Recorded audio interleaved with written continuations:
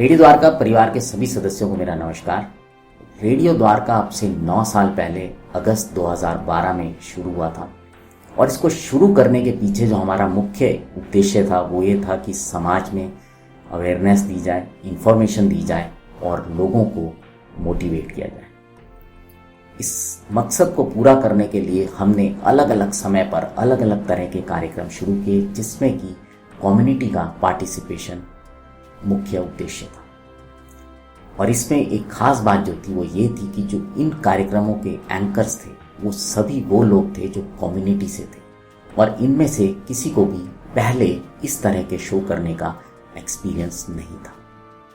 लेकिन बावजूद इसके इन सभी लोगों ने अपने काम को बखूबी अंजाम दिया। इस लंबे सफ़र के दौरान सीनियर सिटीजन्स ने अपने अनुभव साझा किए। तजुर्बा कार्यक्रम के जरिए, अपने वंडर वुमन कार्यक्रम के जरिए हमने समाज के सभी वर्गों की महिलाओं को उनके संघर्ष, मेहनत और विचार रखने का अवसर दिया। सरकारी स्कूल के बच्चों ने अपने मन की बात हमारे कार्यक्रम बात कल की में रखी। पंचतंत्र की कहानियों के जरिए बच्चों को बताने का प्रयास किया कि किस प्रकार समस्याओं के समय अपनी बुद्धि से उनका समाधान निकाला जा सकता है। अलग अलग खेलों से जुड़े बेहतरीन खिलाड़ियों के साथ साथ हमने उभरते हुए खिलाड़ियों को भी मंच दिया अपने कार्यक्रम खेल और खिलाड़ी के जरिए। रेडियो द्वारका का प्रयास कला के क्षेत्र से जुड़े लोगों को भी मंच देने का रहा।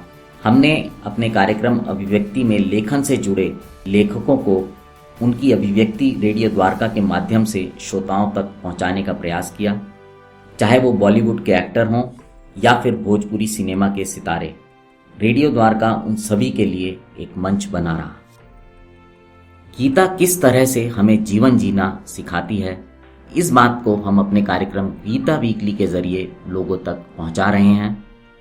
आयुर्वेद हमारी प्राचीन चिकित्सा प्रणाली है।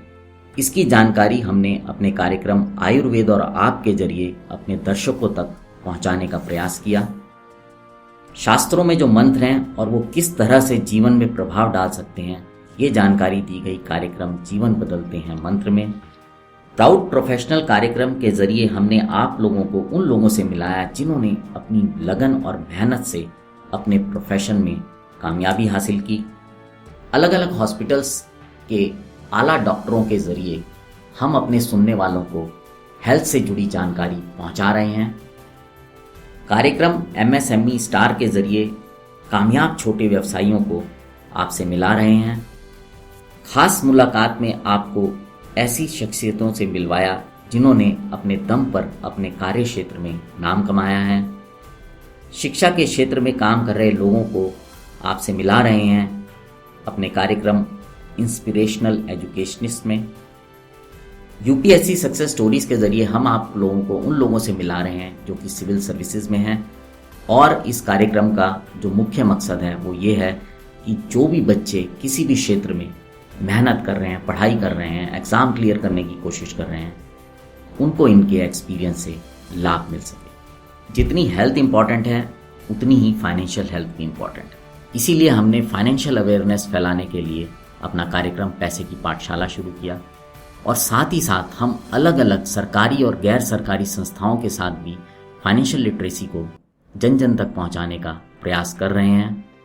संडे स्टोरीज के जरिए प्रयास कर रहे हैं कि लोगों को मोटिवेट किया जा सके। हमने इसकी शुरुआत वेबसाइट से की थी और अब से 2 साल पहले हम YouTube और Facebook पर आए।